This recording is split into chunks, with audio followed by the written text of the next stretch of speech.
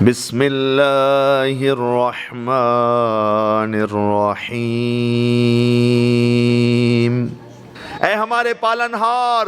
ہم سب کا آپ کے اتارے ہوئے کے اندر ایمان یہ بھی قبول فرما، اور ہمیں اپنے نبی کی جو تو نے پیروی کا موقع عطا فرمایا یہ بھی تو قبول فرما، اور ہم سب کو اس گواہوں کے اندر لکھ دے جنہوں نے تیرے آسمان سے اترے ہوئے کی بھی قدر کی اور تیرے رسول کی بھی قدر کی۔ یہ دعائیں سکھائی گئی ہیں کہ ہمیں یہ دعائیں پڑھنی چاہیے۔ آئیے میں آپ کو ایک اور دعا کی طرف لے کے جا رہا ہوں۔ یہ دعائیہ مجلس ہے تو قرآن کی کچھ آیتوں کو پڑھنے کا مجھے موقع مل گیا ہے۔ آپ نے اس پہ بھی آمین کہنی ہے تو آپ دعا میں شامل ہو جائیں گے، لیکن اس سے پہلے کہ میں یہ دعا پڑھوں جو میں اگلی پڑھ رہا ہوں، میں آپ سے یہ گزارش کرتا ہوں کہ اس دعا کو اپنی زندگی کے روزانہ کا حصہ بنائیں۔ اور میں اس سے پہلے کہ یہ دعا پڑھ دوں، ہمیں اپنے بزرگوں سے پتہ چلا ہے کہ اس دعا کے بے پناہ فائدے ہیں، اور ان کے چند فائدوں میں سے میں یہ فائدہ بتا رہا ہوں کہ اگر کسی کے پاس اولاد نہیں ہے تو وہ یہ دعا پڑھے تو اللہ اس کو اولاد عطا فرمائے گا، اور اگر کسی کے پاس بچے ہیں فرما بردار نہیں ہیں تو اگر وہ دعا کا اہتمام کرے گا تو اللہ اس کے بچوں کو فرما بردار بنا دے گا۔ اور پروردگار عالم کے جو دعاؤں کے اندر اثرات ہیں اس کے اوپر بزرگوں نے گفتگو کی ہے جو میں نے آپ تک پہنچائی ہے۔ یہ بزرگوں کی گفتگو تھی جو انہوں نے کہیں اللہ کے کلام اور نبی کے فرمان سے لی ہوگی۔ اب میں دعا پڑھ رہا ہوں، اس کو آج وصول کیجئے، یہ موقع کی مناسبت سے بہت اچھی ہے۔ میں شہزاد صاحب کو بھی کہوں گا کہ وہ بھی اپنی زندگی میں اس کا اہتمام کریں، اور باقی جو احباب بیٹھے ہیں ان سے بھی کہوں گا۔ دعا کیا ہے؟ ربنا، اگر آپ سے گھر کے امور خود سنبھل نہیں رہے، یعنی گھر میں چھوٹی موٹی کمی بیشی ہے اور کبھی کبھی کھٹ پٹ ہو جاتی ہے، اور آپ اپنی کوششوں کے بعد بھی، اخلاص اور محبت کے بعد بھی اس کو سمجھا نہیں پا رہے، سلجھا نہیں پا رہے، تو میں کہتا ہوں کہ آپ پھر اللہ کی مدد مانگ لیں، اور اس دعا کے ذریعے اپنے گھر کے امور کی بہتری کے لیے آپ رب کی امداد کو توجہ فرما لیں۔ اس کے لیے آپ کو یہ یاد بھی کرنی پڑے گی، اگر مجھے موقع ملتا تو میں چھپوا کے لے آتا تاکہ سب اس کو گھر لے جائیں۔ ربنا، اے ہمارے پالنہار، ہب لنا من ازواجنا وذریاتنا قرۃ اعین وجعلنا للمتقین اماما۔ یہ دعا یہ کہہ رہی ہے کہ اے پروردگار عالم، ہمارے گھر میں موجود ہماری گھر والیوں کو اور ہمارے بچوں کو ہماری آنکھوں کی ٹھنڈک بنا۔ ربنا، اے پالنہار، ہب لنا من ازواجنا وذریاتنا قرۃ اعین، اے پروردگار عالم، ہمارے گھر میں موجود ہماری گھر والیوں کو اور ہمارے بچوں کو، اور اگر یہ گھر والی پڑھے تو یہ اس کے گھر والے اور اس کی بچوں پہ اس کا اطلاق ہو جائے گا۔ اے اللہ، ہمارے گھر والوں کو اور ہمارے بچوں کو قرۃ اعین، ہماری آنکھوں کی ٹھنڈک بنا، آنکھوں کی ٹھنڈک بنا، اور ان کو ایک اور بھی دعا دیں۔ وہ دعا کیا ہے؟ وَجَعَلْنَا لِلْمُتَّقِينَ إِمَامًا، اے پروردگار عالم، اور ہماری اولاد کو متقین کا امام بنا، یعنی ان کو نیکوں کا بھی رہبر بنا۔ خوبصورت دعا ہے اگر آپ بچوں کو دیں تو۔ کون ہے جو اپنے بچوں کو نیک اور اچھا نہیں دیکھنا چاہتا؟ چاہے آپ خود کمی بیشی والے بھی ہوں، اور اگر آپ کی زندگی میں زندگی اتنی تقوی والی نہ بھی گزری ہو تو کم از کم بچوں کے لیے تو یہ دعا ہونی چاہیے نا کہ چلو اللہ میری بھی اصلاح فرما دے گا، لیکن بچوں کو تو یہ دعا دیں، وَجَعَلْنَا لِلْمُتَّقِينَ إِمَامًا، اے پروردگار عالم، میری اولاد کو متقین کا امام بنا۔ یہ قرآنی دعا ہے جو میں نے آپ کے کانوں تک پہنچائی ہے۔ اگر آپ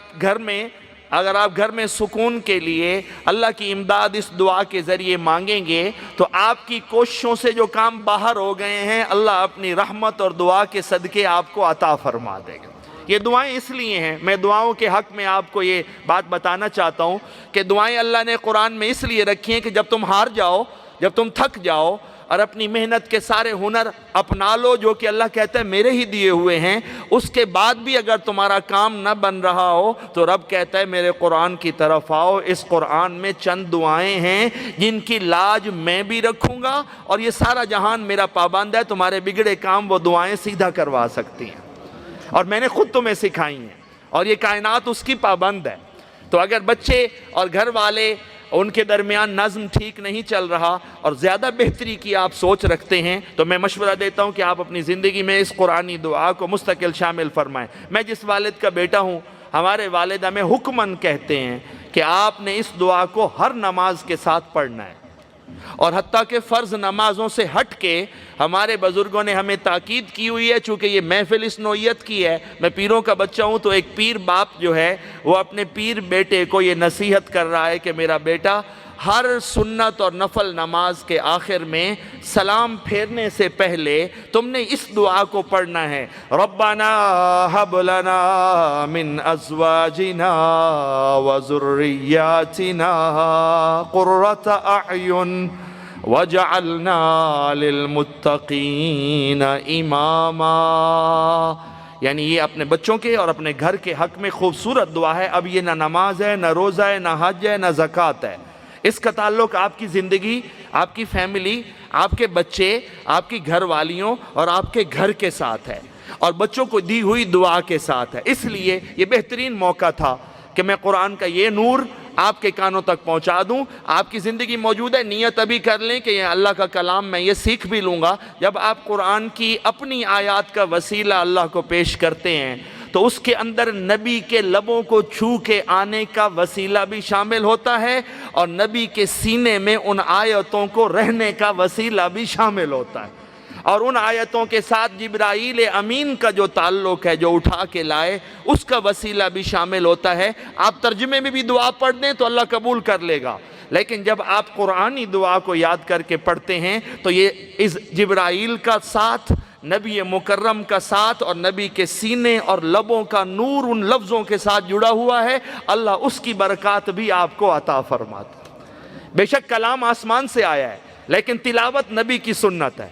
تو جب آپ یہ سنت کا بھی اتباع ہو جاتا ہے اور کلام کی بھی قدردانی ہو جاتی ہے۔ جب آپ کلام کی تلاوت کرتے ہیں تو تلاوت کرنا نبی کی سنت ہے، اور کلام اللہ نے آسمانوں سے اتارا ہے، اس لیے جب ہم اس کلام کی اور کلام پہنچانے والے کی قدردانی کرتے ہیں تو اللہ نے ہمیں یہ دعا سکھائی ہے کہ دعا بھی مانگو، ربنا آمنا بما انزلت واتبعنا الرسول فاکتبنا مع الشاہدین۔ اے پروردگار عالم، تو ہمارے آپ نے آسمان سے اترے ہوئے کے اندر ایمان کو بھی قبول فرما، ہم ایمان لے کے آئے، ہم نے تیرے نبی کی بھی فرما برداری کی، اور ہمیں تو گواہوں کے اندر لکھ لے کہ تیرا جہان گواہ ہو جائے کہ ہم ان دو ہستیوں کی قدر کرنے والے ہیں، ایک آسمان سے اترا ہوا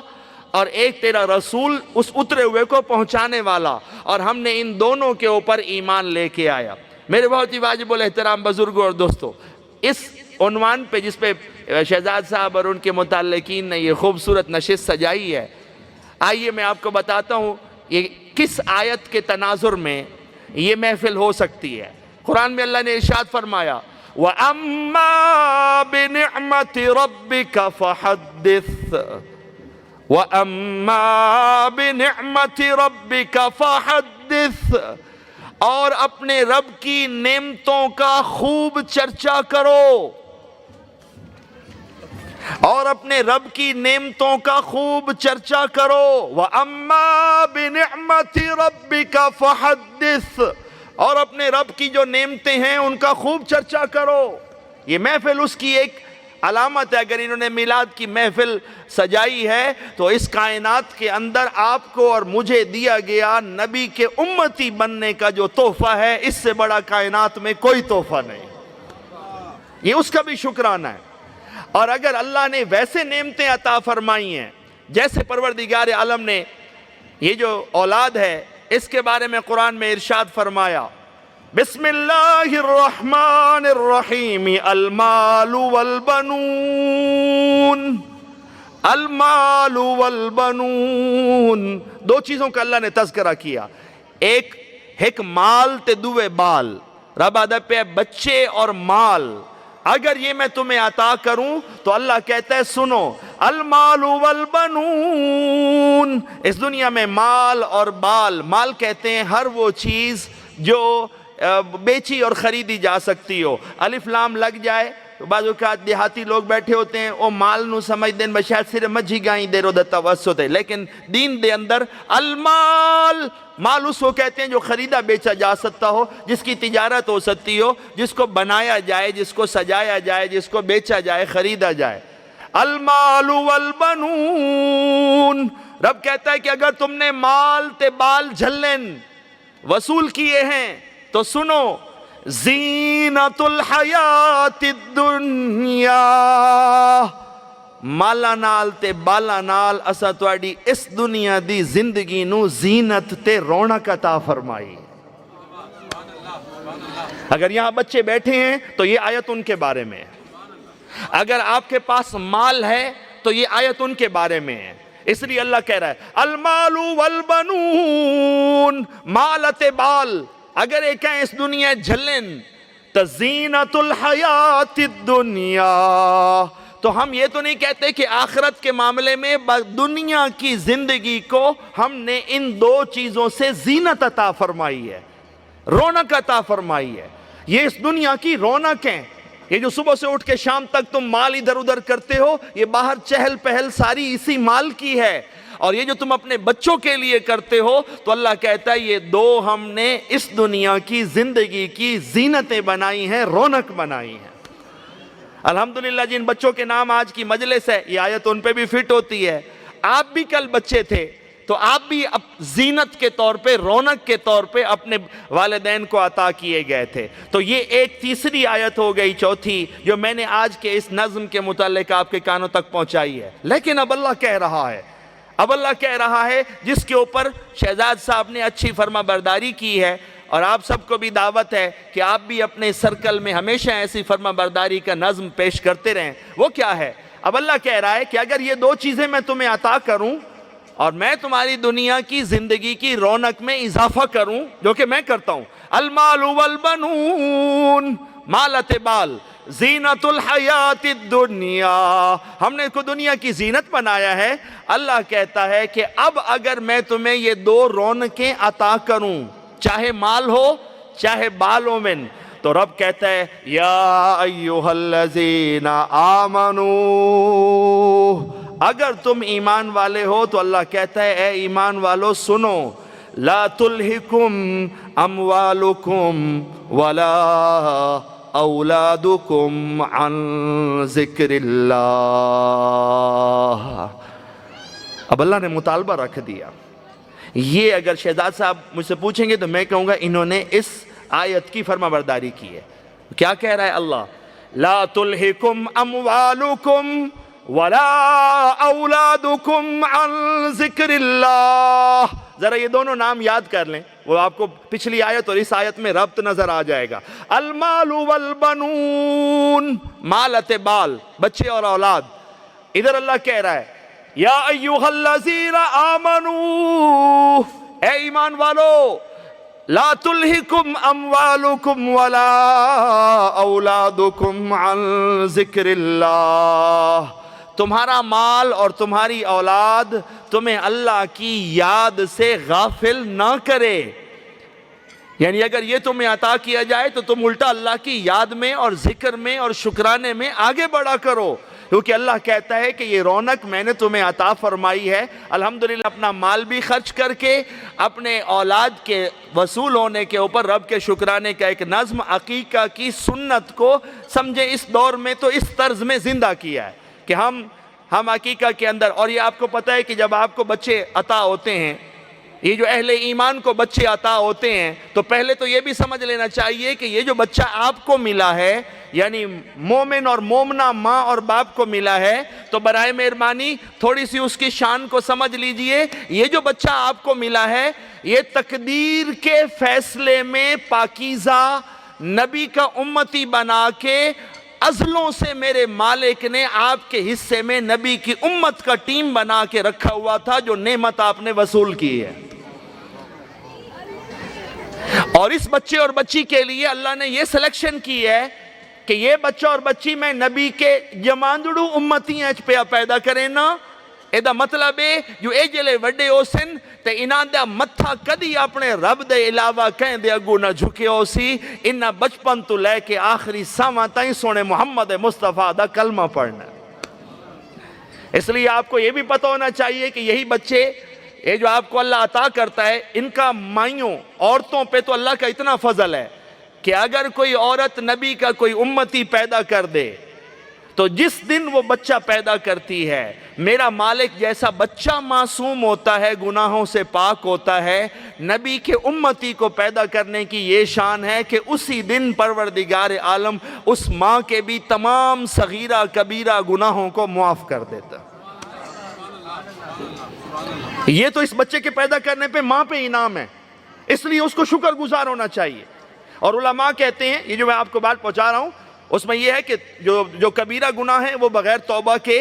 ان کی تلافی نہیں ہوتی, توبہ کرنی پڑتی. کبیرہ گناہ, صغیرہ گناہ کبھی اللہ پاک چھوٹی نیکیوں سے بھی معاف کر دیتا ہے. کبیرہ گناہ جو ہے اس کے لیے توبہ شرط ہے. لیکن اگر کوئی عورت اپنے نبی کا امتی پیدا کرتی ہے بیٹی یا بیٹا تو پروردگار عالم صرف اس کا ایمان سلامت ہو تو اتنی بڑی نیکی کے اوپر اس کے پچھلے تمام صغیرہ کبیرہ گناہوں کو معاف فرما دیتا. جس دن وہ بچہ پیدا ہوتا ہے اسی دن اس عورت کو بھی اللہ پاک ایسے پاک صاف کر دیتا ہے, تمام گناہوں سے اس کو رخصت عطا فرما دیتا ہے. اس لیے علماء سے یہ کہتے ہوئے سنا ہے کہ وہ کہتے ہیں کہ یہ جو عورت جب کوئی بچہ پیدا کرتی ہے تو یہی نہیں کہ اس کے پاؤں کے نیچے جنت آ گئی ہے, او الجنت تحت اقدام الامہات, یہی نہیں کہ اس کو یہ عظمت ملی ہے کہ اب اس بچے کی جنت اس کے پاؤں سے گزر رہی ہے یعنی اس کے تحت سے گزر رہی ہے. اللہ پاک یہ فرماتا ہے کہ اس بچے کو پیدا کرنے اور نبی کے امتی کو تقدیر کے نظم میں لکھے ہوئے کا یہ اجر ہے کہ ہم نے اس عورت کے تمام صغیرہ کبیرہ گناہوں کو معاف فرما دیا. اس لیے یہ بھی کہا جاتا ہے کہ کسی عورت کو اس کے بچے کی پیدائش کے پچھلا کوئی چھوٹی موٹی غلطی ہوئی ہو تو اس کا کوئی تانا نہیں دینا چاہیے, کیونکہ جس نے غلطیاں اور گناہ بنائے ہیں وہ کہہ رہا ہے کہ میں نے معاف کر دیے ہیں تو تم کون ہوتے ہو. اس لیے کہتے ہیں کہ اس کو کوئی پچھلی بات نہیں یاد کرانی چاہیے. یہ ایمانی گفتگو جب منتقل ہوتی ہے تو یہ رحمت جو ہے وہ آگے پھیل جاتی ہے. تو میرے بھائیوں اور دوستوں اور بزرگوں, میں آپ کو یہ بتانا چاہتا ہوں کہ یہ جو نبی کا امتی پیدا ہوتا ہے یہ بڑا عزت والا ہے. اور وہ بچپن سے جو اللہ نے نبی کے نام لکھا کے بھیجا ہے یہ پتہ ہے کون سی آیت میں پڑھا ہوا ہے؟ قرآن کی آیت ہے اِنَّا أَعْطَيْنَاكَ الْكَوْثَرَ, اے میرے پاک حبیب ہم نے آپ کو کوثر عطا فرمایا. اس کا ایک تعلق تو حوض کوثر کے ساتھ ہے جس کا نبی نے اشارہ فرمایا, لیکن قرآن کی ساری آیتیں اپنے جامع لفظوں پہ بھی غالب ہوتی ہیں. اس کا ایک مطلب یہ ہے کہ اے میرے پاک حبیب ہم نے آپ کو خیر کثیر عطا فرمائی, اور اس کا ایک مطلب یہ ہے کہ آپ کی امت ساری امتوں سے بڑھ کے سب سے زیادہ ہے. اس کا مطلب ہے پروردگار عالم نے اِنَّا أَعْطَيْنَاكَ الْكَوْثَرَ کی تفسیر میں یہ بچے اور بچیاں اور لوگ ہمیں عطا فرمائے ہیں, کیونکہ یہ کثرت کے اندر شامل ہوتے ہیں. میرے نبی کہتے ہیں قیامت والے دن میں اپنی امت کی کثرت پہ فخر کروں گا کہ 1,24,000 نبیوں کی امت ایک طرف اور میں محمد کی امت ایک طرف. یہ بھی قیامت کے دن کا, حشر کے دن کا نبی کے سر کا تاج ہے کہ پروردگار عالم نے اس کی امت کو سب سے زیادہ رکھا, ہر نبی کی امتوں سے زیادہ امت ہے. تو مجھے بتائیں کہ جن گھروں کے اندر یہ حصہ مل جائے نبی کی امت میں کہ ان کو بچے اور بچیاں وہ آئیں جس کے اوپر رسول بھی فخر فرمائے کہ میں اپنی امت کی کثرت کے اوپر فخر کروں گا کہ میرے مالک نے اپنے اعزاز اور فضل میں سب سے بڑی کثرت مجھے عطا فرمائی ہے. اس اعتبار سے بھی میں ویسے معذرت خواہ ہوں لیکن کبھی کبھی بتا دیا کرتا ہوں کہ یہ کبھی کبھی یہ دنیا میں آوازیں اٹھتے ہیں, جیسے یہ ہمارے بہبود آبادی والے ہیں وہ اکثر کہتے ہیں بچے دو ہی اچھے یا بچے تھوڑے ہوں تو ایسا نظم ہے. یہ اگر میں قرآنی آیات پڑھوں اور نبی کا فرمان پڑھوں تو کافی متصادم ہو جاتے ہیں. اگر وہ سارے لوگ جو ہیں بچوں کی تربیت اور ان کا خیال اور اس رکھنے کے اعتبار سے کہتے ہوں تو ٹھیک ہے, ورنہ یہ ہے کہ بچے جتنے کثرت کے ساتھ آئیں یہ اللہ کے حکم اور نعمتوں میں. اگر اللہ کہہ رہا ہے المال والبنون، مال اور بال زینت الحیات الدنیا، اگر اس آیت کو یہ دیکھا جائے کہ مال تے بال دنیا دی رونقن، دنیا دی زندگی دی زینتن، تو یہ مطلب ہے جتنے زیادہ ہو سن اتنی رونق اللہ زیادہ عطا فرمائے. یعنی آیات کے تناظر میں دیکھنا ضروری ہے. اور دوسری نبی نے فرمایا کہ میں اپنی کثرت، میں اپنے امت کی قیامت کے دن کثرت پہ فخر کروں گا. اس لیے کبھی کبھی میں جو موقع بنے تو کوئی تواڈے علاقے دے وچ کوئی نیریٹیو چلدا پہ ہوے تو بڑی آئزی نال پیش کرنا ہوندا، وہ بھی بڑے حکمت والے تے چنگے ہیں، پر سانو ساڈی رہنمائی واسطے جو اللہ قرآن تے حدیث گلے ہے سانو اردو سیکھنا چاہیے. میں تو آندا پیا نا جو اگر انہاں دی گل من لویے جو بچے دو ہی اچھے، تو ہن میں تو دسیندا بیٹھا اے سارے جکھڑ والے تے قرب والے شہزاد صاحب اور صدیق صاحب اور بڑی محبت کر دین، جگہ جگہ تے میں سجنا دا پیار وصول کریں نا. ہن میں تو دسیندا پیا جو میں اپنے ماں پیو دا 11واں ہاں بھی اگروڑی دا، ہاں بھی 11واں، ہاں بھی اگروڑی دا. تے اگر یہ انہاں دی پٹی میرے ماں پیو سن لیندے تے من لیندے تے ہن میں شودا تے وجود وچ ہی نہ آواں. میں ایک دے اپنے مریداں جڑیا بیٹھا ہوں تے میں مریداں کول پوچھیا ایو راہ تے آیوں تے ہر جا تے لکھیا کلو تو بچے دو ہی اچھے. ظاہر ہے کوئی شاید جو وڈے بورڈ تے لکھو تو بندہ سوچی پہ جاندا ہے. تو میں جو یہ سوچیندہ لگا آئوں ممبر تے جڑیا بیٹھا ہوں، مرید دوروں آئے ہو. میں پوچھا اے دسو سجنوں اتنا جو سفر کر کے آئے ہو اے میں حسنی مبارک تو چنگا ہی لگنا کہ کوئی نہ. انہاں کہ لے شاہ جی تسا تے دل وچ وسدے ہو، تہاڈی زیارت نو ترسنے ہے، تانوں ویکھ ہی لوی جویں انہاں دی محبت دا انداز آئی. میں انہاں نے عرض کیتی جو اے دسو جو اندے جو ہو کوئی فائدہ بھی ہوندا نے؟ وہ آکھیں جیڑا جائن قصیدہ آمدائی جو پی جی حسڑے ہوئے ہونے ہیں تواڈے کو لمنے ہیں سکون لب جاندا ہے، اتھو جانے ہیں کو برکت والے راہ کھل جاندے. اتنا تو فائدہ ہے، فائدہ لبدا ہے تو سارے کام چھوڑ کے تواڈے کو لمنے ہیں. میں کہ اچھا انجے گل لے. میں مڑونا نہ آکھے جو کوئی تا انہوں جا کے سمجھاوے جو اے آدن بچے دو ہی اچھے تے میں ہاں ماں پیو دا 11واں. اے جی میں تسا آدھے بھئی اور رب بہتر سمجھدا ہے جو کیڑے نمبر دے اتے میں کتنی وڈی ہستی کتنا خیر آلا بال رکھے ہویا ہے، اے سب اللہ دے نظم ان پہ. لہٰذا اگر توانو مال تے بال زیادہ ملے ہے تو تواڈے کولو اللہ ڈیمانڈ کریندا ہے جو اے میری عطا ہے، میں تواڈی یہ رونق ودھائی ہے، لہٰذا میں تو اتو توقع رکھنا. وَاشْكُرُوا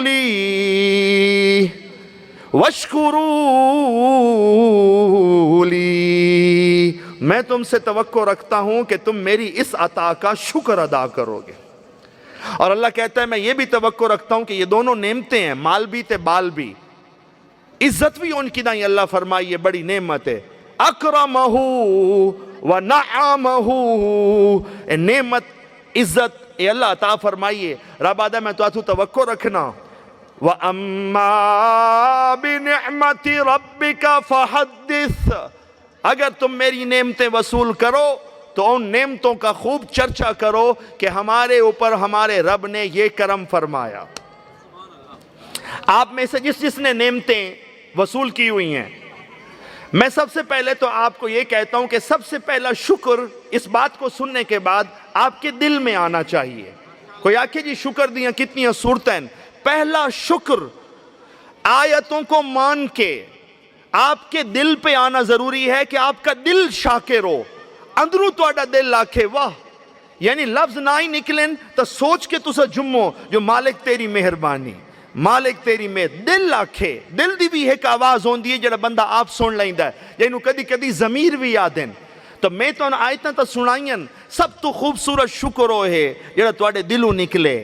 اور دوئی گل یہ رب آدھا ہے جو جڑا دل شکر جم پہ ہے انہوں ہن ڈکنا، اے شکر تیری زبان تے بھی جاری ہونا چاہیے. الحمدللہ یہ جو آج کی نشست ہے یہ پوری کی پوری ان آیتوں کی تفسیر تھی. اس میں شہزاد صاحب جو اس کے بانی بنے ہیں میں ان کو مبارکباد پیش کرتا ہوں. اور میں یہ آیات جو ہیں اس پورے مجمع آپ سب کے خاندانوں اور آپ کی اولادوں کے لیے بطور تحفہ اور نور اور برکت کے پیش کرتا ہوں کہ اللہ اس کلام کے صدقے ہماری زندگیوں میں، اولادوں میں اور گھروں میں ہمیں برکتیں عطا فرمائے، اور پروردگار عالم اس جگہ پہ جہاں میں نے یہ کلام پڑھا ہے، اس پڑھنے کی برکت اس کاروباری جگہ کو بھی عطا فرمائے، ان کے مال میں بھی برکت فرما دے، آپ سب کے مال میں بھی، اولاد میں بھی اللہ برکتوں کا نزول فرما دے، آمین ثم آمین برحمتک یا ارحم الراحمین۔